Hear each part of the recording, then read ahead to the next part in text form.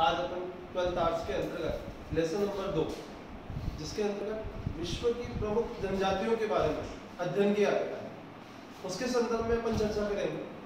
और इस लेसन के अंतर्गत अपन देखते हैं, सबसे पहले देखते हैं अपन कि जनजाति किसे कहा जाता है। देखिए जनजाति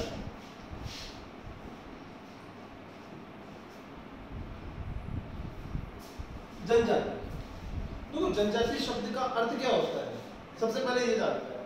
अपन जानते हैं कि प्राचीन समय से ही जब से मानव का उद्भव हुआ तब से मानव हमेशा जंगलों में निवास करता है। धीरे धीरे जंगलों में निवास करता गया, अपने विकास करता गया, वहां से कंद मूल फल जो भी मिलते उसे वो खाया करता था और साथ में ही आखेट का कार्य किया करता था। जब आखेट शिकार किया करता था तो उसके कारण वो अपना लालन पालन किया करता था। धीरे धीरे मानव का विकास होता गया और आज मानव काफी ज्यादा मात्रा में विकास कर चुका है। लेकिन फिर भी आज भी कुछ क्षेत्र ऐसे हैं जहां पर कुछ जन समूह एक विशेष रूप से आज भी आदिकाल की तरह अपना जीवन यापन करते हैं। उन्हीं आदिकाल के जीवन यापन करने वाले जो लोग हैं उनको विशेष रूप से अपन जनजातियों में सम्मिलित करते हैं। और उसी प्रकार से जो जनजातियां हैं उनके बारे में बात करें तो देखिए जनजाति शब्द का अर्थ है जो जंगलों में निवास करते हैं।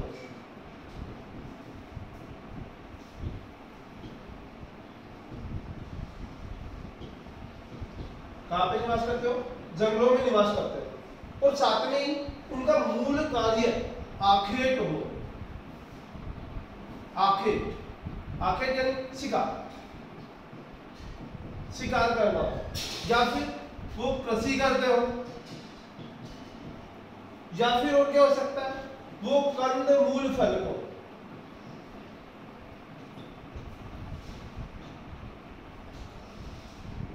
संग्रहित करते हो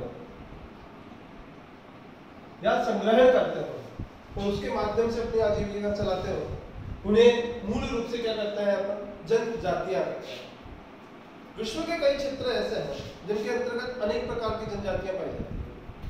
अगर अपन देखें तो इसे मूल रूप से अपन 6 भागों में बांट सकते हैं। अब 6 भाग कौन कौन से हो सकते हैं उसके लिए देखते हैं अपन। तो देखो सबसे पहला भाग देखते हैं अपन ऐसे प्रदेश जो बिल्कुल ठंडे हैं जिन्हें अपन नाम देते हैं ध्रुवीय प्रदेश, या फिर कहते हैं अपन उन्हें बर्फीले प्रदेश, या फिर अपन उन्हें कहते हैं टुंड्रा प्रदेश।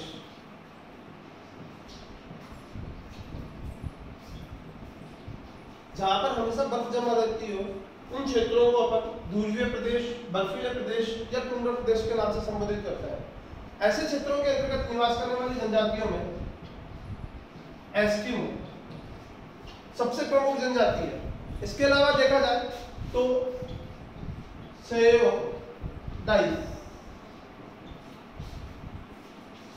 सेयोडाइस ये भी एक जनजाति है जो एस्किमो की तरह ही बर्फीले क्षेत्रों में क्या करती है? निवास करती है। अगर दूसरे क्षेत्र की बात की जाए तो देखिए दूसरा क्षेत्र आता है विषुवत रेखा के आसपास, विषुवत रेखीय प्रदेश।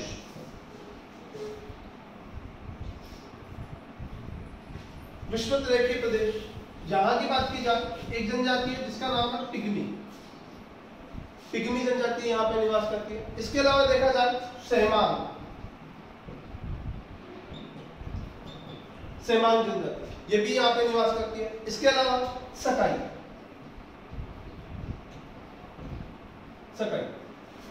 ये 3 जनजातियां हैं जो विषुवत रेखा के आसपास के इलाकों के अंतर्गत जहां घने जंगल पाए जाते हैं उन क्षेत्रों में क्या करती है? निवास करती है। इसके अलावा देखिए अगर अपन तीसरा क्षेत्र तो देखिए उष्णकटिबंधीय क्षेत्र है।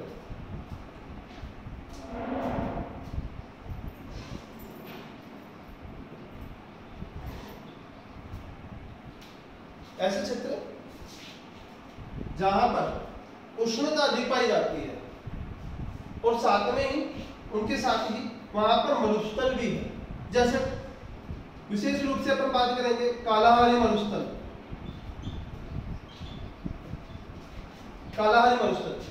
वहां पर एक जनजाति निवास करती है, नाम है बुशमैन जनजाति की। ये बुशमैन जनजाति कालाहारी मरुस्थल अपन जानते हैं मूल रूप से अफ्रीका के अंतर्गत है। 18 डिग्री से दक्षिणी से प्रारंभ होकर के 24 डिग्री तक जाता है, वो कालाहारी मरुस्थल, उसी के अंतर्गत बुशमैन जनजाति निवास करती है।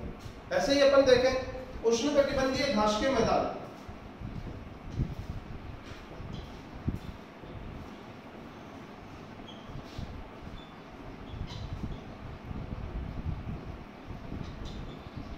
उष्णकटिबंधीय घास के मैदान, यहाँ भी दो जनजातियां निवास करती है। एक का नाम है बद्दू, एक का नाम है मशल। इस प्रकार से अपन कह सकते हैं इन क्षेत्रों में जहां उष्णकटिबंधीय, जहां गर्मी ज्यादा पड़ती है, लेकिन वहां पर क्या होगा, घास के मैदान, घास के मैदान, उन क्षेत्रों के अंतर्गत बद्दू और मशई जनजाति निवास करती है। एक ऐसा क्षेत्र जहां पर हमेशा समशीतोष्ण बना रहता है, कभी भी ना गर्मी ना ज्यादा ठंड होती है, समशीतोष्ण कटिबंधीय क्षेत्र।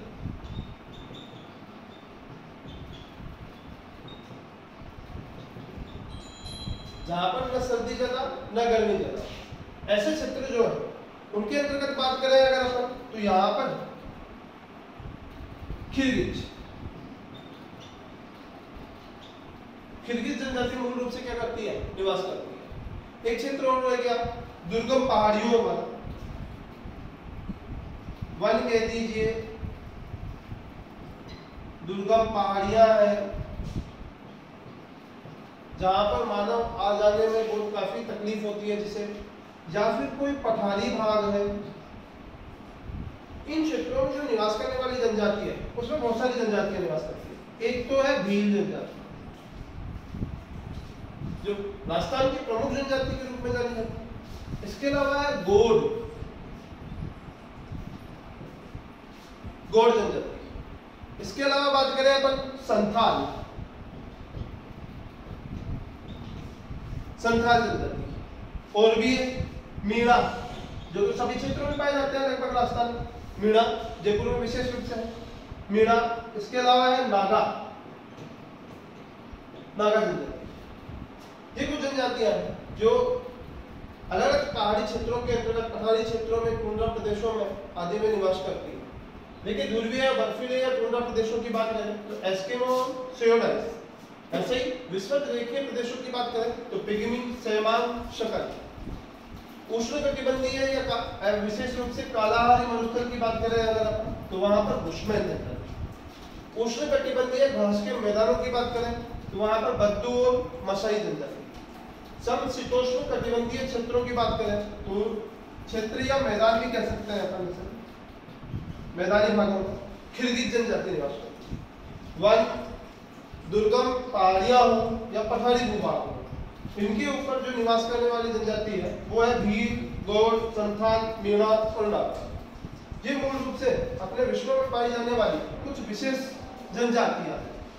इन जनजातियों की बात के अंतर्गत अपन लेसन नंबर 2 के अंतर्गत 12वीं क्लास की ज्योग्राफी की किताब में अपन कुछ जनजातियों के बारे में पढ़ेंगे। उसमें सबसे पहली जनजाति है अपनी एस्किमो। एस्किमो जनजाति, एस्किमो जनजाति की बात करें अगर अपन, एस्किमो को अगर शाब्दिक अर्थ, सबसे पहले अर्थ की बात ही कर लेते हैं कि इसका अर्थ क्या होता है। तो वो शाब्दिक अर्थ क्या है, ऐसे जनजाति के लोग जो कच्चा मांस खाते हो, कच्चा मांस खाते हो और साथ में ही बर्फ के प्रदेशों में रहते हो।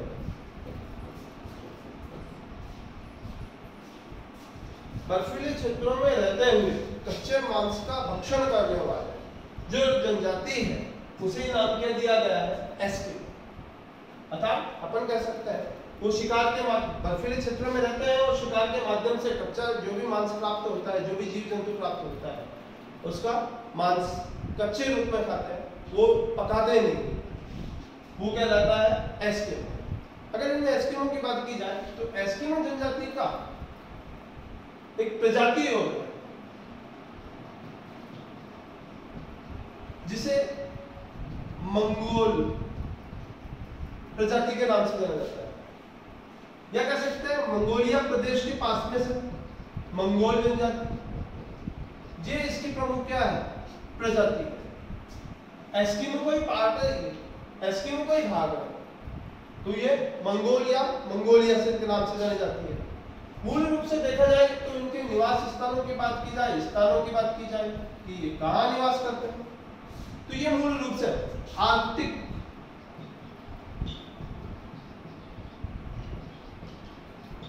महाद्वीप कह दी, उसके अंतर्गत क्या करता है? निवास करता है। यानी कि अपन कहेंगे मूल रूप से उत्तरी ध्रुव के अंतर्गत, जो उत्तर वाला ध्रुव है उसके ऊपर ये जनजाति क्या करती है? निवास करती है। इनका मूल कार्य देखें अगर अपन, तो देखो कार्य की बात करें अगर अपन, तो इनका मूल कार्य मछली पकड़ना है। क्योंकि अपन भी जानते हैं जहां बर्फ जमा होती है वहां पर पानी की मात्रा तो है ही, और पानी की मात्रा है तो वहां पर सर्वाधिक मात्रा में मछलियां क्या होती है? उत्पन्न होती है। इसके अलावा वहां पर अनेक प्रकार की जीव जंतु भी निवास करते हैं, जैसे रेंडियर हुआ, केरीबाऊ हुआ, खरगोश हुआ, भालू हुआ, शील मछलियां हुई। उन सबका क्या करता है? ये आंखें, आंखें का अर्थ समझ गए अपन? शिकार करने से है। तो देखिए अगर एस्किमो का अर्थ की बात करें तो कच्चा मांस खाने वाले लोग जो कि बर्फीले प्रदेशों में क्या करते हैं? निवास करते हैं, उन्हें एस्किमो के नाम से जाना जाता है। अगर एस्किमो की प्रजाति की बात की जाए तो मंगोलिया प्रदेश का मंगोल क्षेत्र के अंतर्गत मंगोलिया प्रजाति है। ऐसे स्थान की बात की जाए तो आर्कटिक महाद्वीप के अंतर्गत, अर्थात अपन कह सकते हैं मूल रूप से उत्तरी ध्रुव के ऊपर, उत्तरी ध्रुव पर ये जनजाति क्या करती है? निवास करती है। कार्य की बात करें तो इनका मूल कार्य क्या है? मछलियों को पकड़ना या फिर उनका शिकार करना, ये इनका क्या है? मूल कार्य है। तो इसी के माध्यम से ये अपनी आजीविका चलाते हैं। आगे बात करते हैं इनके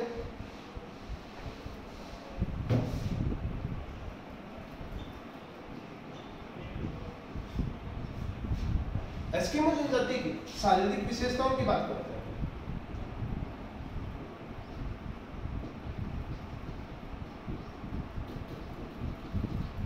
इनकी शारीरिक विशेषताएं कैसी है? देखो शारीरिक विशेषताएं याद करते हैं अपन तो काफी चीजें ऐसी होती है जो अपन छूट जाती है, अपने से अपन भूल जाते हैं, और भूल जाते हैं तो अपने सामने एक समस्या उत्पन्न हो जाती है कि अपन क्या पॉइंट भूल गए और क्या पॉइंट अपने को याद रहा। ऐसी अपने मन में एक शंका बनी रहती है, और अपन वास्तविक तरीके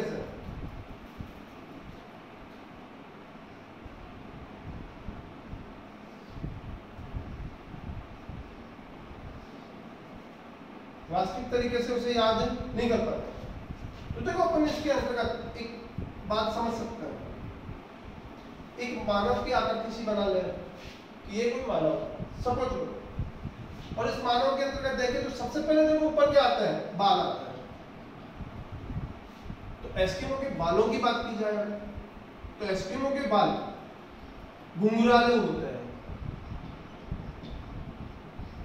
घुंघराले, और साथ में नए नहाने के कारण, नहाते नहीं है लोग क्योंकि बर्फीला प्रदेश है, तो नहाएंगे कहाँ से? और नहीं नहाते तो इनके बाल आपस में क्या हो जाता है? एक दूसरे में अटक जाते हैं। तो घुंघराले होने के साथ में एक दूसरे में क्या होता है? जड़े हुए होते हैं। और अपन जानते हैं जब जड़ते हैं एक दूसरे के अंतर्गत तो एक रस्सी नुमा, जैसे अपने यहाँ पर साधु संत होता है, कई बार वो एक ऊपर सिर के ऊपर एक जूड़ा सा बना के रखते हैं, तो वैसे ही इनके बाल भी कैसे हो जाते हैं? आपस में गुंथ जाते हैं, और गुंथ करके एक रस्सी नुमा आकृति में हो जाते हैं, रस्सी सी बन जाते हैं। देखो अपन ने बालों की बात की तो बालों के नीचे देखो क्या आता है? अपना ललाट आता है, और ललाट की बात करें अगर तो देखो उनका ललाट होता है सपाट, और साथ में ही चौड़ा। सपाट और चौड़ा दोनों ही प्रवृत्तियों का पाया जाता है। सपाट का मतलब बिल्कुल सीधा, और साथ में ही कैसा होता है? चौड़ा, काफी ऊंचाई दी जाती है। इसके बाद में अगर देखें अपन तो आंखें आती हैं। ये याद करने का तरीका है कि किस प्रकार से अपन कोई भी पॉइंट छोड़े नहीं और सारे के सारे पॉइंट अपने को याद हो जाए, इसलिए मैंने एक चित्र बनाया है। तो इसके माध्यम से देखते हैं। आंखों की बात करें तो इनकी आंखें मीन के समान होती है। मीन जानते हैं? मछली। और मछली की आकृति देखते हैं अपन कैसी होती है। मछली की आकृति यूं होती है, देखो बिल्कुल कटाक्ष रूप में, तो वैसे ही इनकी आंखें होती हैं, लंबी लंबी आंखें, मीन के समान, मीन के समान इनकी आंखें होती हैं। और साथ में इनकी आंखों का रंग कत्थई होता है, कत्थई रंग। तो कत्थई रंग जानते हैं, हल्का लाल रंग जो होता है उसे नाम देते हैं कत्थई रंग। तो इनकी आंखें कैसी होती हैं? कत्थई। आगे बात करते हैं अपन नाक की। तो इनका नाक सपाट होता है। सपाट का मतलब क्या है? इनकी नाक जो आगे का अग्र भाग होता है नाक का, वहां पर बिल्कुल कैसी है? चपटी है, सपाट। ऐसे ही इनके अगर दांतों की बात की जाए तो देखो इनके दांत मजबूत होते हैं, क्योंकि ये मांस खाते हैं हमेशा, इसलिए इनके दांत क्या होते हैं? मजबूत। और साथ में क्या होता है? सफेद होता है। ये सबसे अच्छी बात है, मंजन करने के लिए नहीं मिलता है, टूथब्रश नहीं मिलते, पेस्ट नहीं मिलते, लेकिन फिर उसके बाद में भी ये क्या होते हैं? इनके दांत सफेद रहते हैं, क्योंकि जब वो मांस का भक्षण करता है तो उसके कारण इनके दांत कैसे हो जाते हैं? सफेद हो जाते हैं। ऐसे ही अगर इनके जबड़े की बात की जाए, जबड़ा, तो देखो इनका जबड़ा काफी मजबूत और साथ में ही चौड़ा होता है, मजबूत भी होता है और साथ में ही चौड़ा भी होता है। तो इनका जबड़ा बिल्कुल काफी मजबूत होता है और साथ में ही कैसा होता है? चौड़ा भी होता है। अगर इनके शरीर की बात की जाए, सारे शरीर की, तो देखो ये शरीर से मांस खाने वाले हैं, साथ में मेहनत भी करते हैं, शिकार करते हैं, तो हमेशा हृष्ट पुष्ट रहते हैं।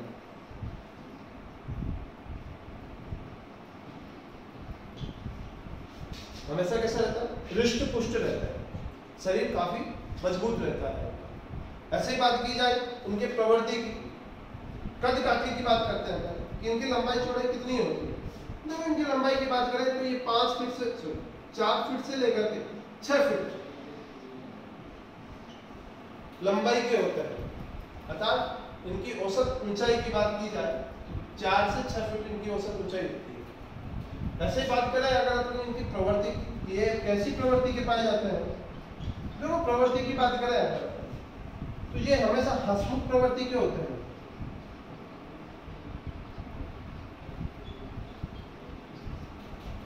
इनकी प्रवृत्ति कैसी होती है? हंसमुख होती है और साथ में ही ये विवेकशील, गंभीर विवेकशील,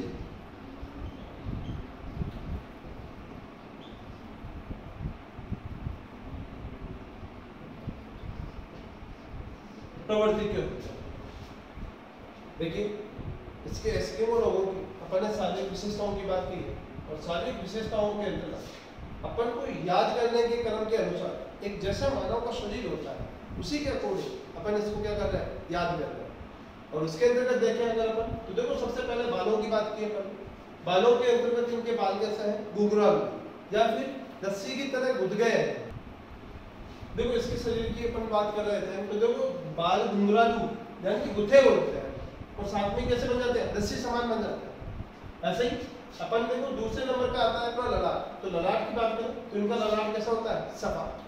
सपाट का मतलब बिल्कुल फ्लैट और साथ में ही चौड़ा, ऊंचाई।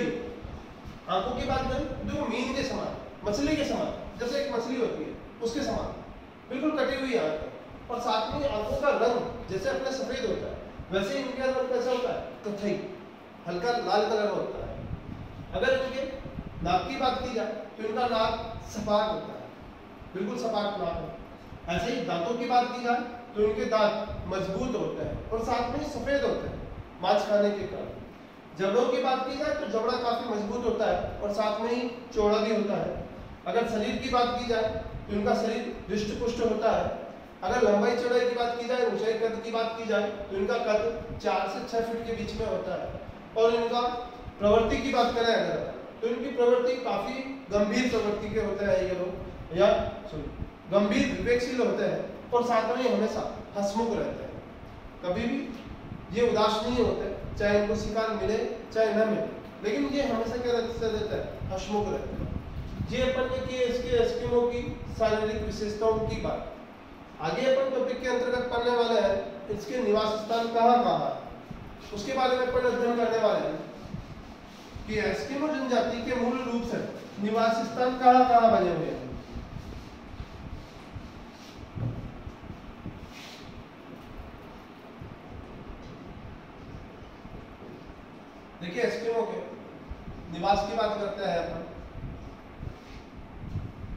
वैसे तो अपन निवास की बात करें तो बड़ा इजी है। इनके निवास स्थान उत्तरी अमेरिका के अलास्का क्षेत्र से लेकर के एशिया के अंतर्गत बेरिंग जल संधि,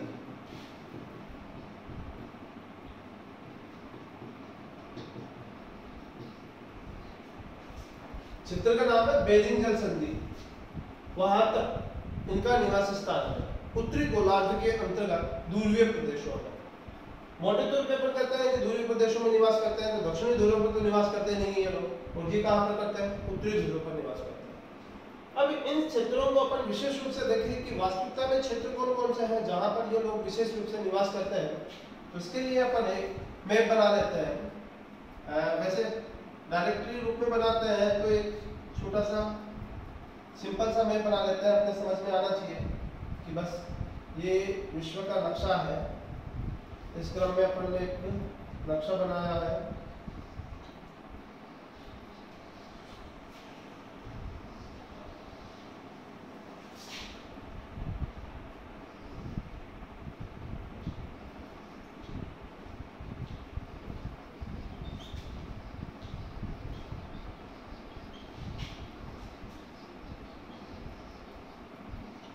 ये है अपना प्रदेश जिसका नाम है अलास्का, अलास्का प्रदेश। एक तो ये आपका जनजाति निवास है। दूसरी बात करें अगर तो ये पूरा प्रदेश क्या कहलाता है? कनाडा। इस कनाडा क्षेत्र में भी क्या करती है? ये जनजाति निवास करती है। इसके अलावा देखा जाए तो अपना एक प्रदेश है ये बर्फीला प्रदेश, नाम है ग्रीनलैंड। इस प्रदेश में भी जनजाति क्या करती है? निवास करती है। एक अपना प्रदेश है स्कोनविलिया,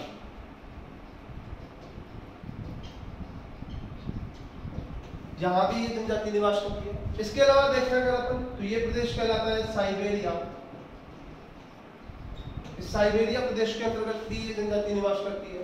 इसके अलावा देखा जाए तो ये लास्ट पॉइंट आता है अपना बेरिंग जल संधि।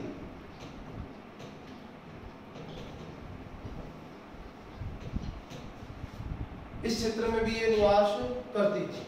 देखो ये अलास्का में, कनाडा में, ग्रीनलैंड में, स्कोनविलिया में, साइबेरिया में और बेरिंग जल संधि, विश्व के इन प्रमुख क्षेत्रों के अंतर्गत ये जनजाति क्या करती है? निवास करती है।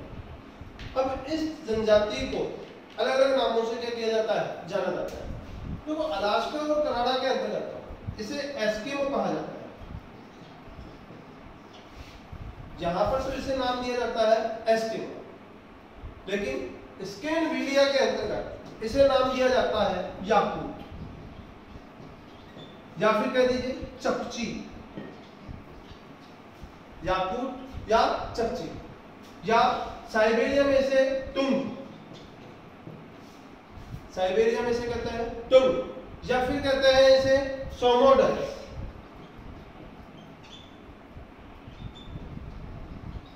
सोमोडस।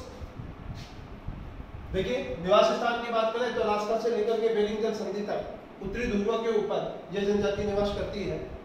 इसके द्वारा अलास्का, कनाडा, ग्रीनलैंड, स्कोनविलिया, साइबेरिया और बेरिंग जल संधि इन क्षेत्रों में निवास किया जाता है। यहाँ पर अपन बात करें तो अलास्का और कनाडा के अंतर्गत इसे एस्किमो के नाम से जानते हैं। स्कोनविलिया में याकूट और चकची के नाम से जाना जाता है। साइबेरिया में तुंग और सोमियोडस के नाम से इसे जानते हैं। ये था अपना निवास स्थान की बात। आगे की चर्चा अपन अगले वीडियो में करते हैं एस्किमो के संदर्भ में।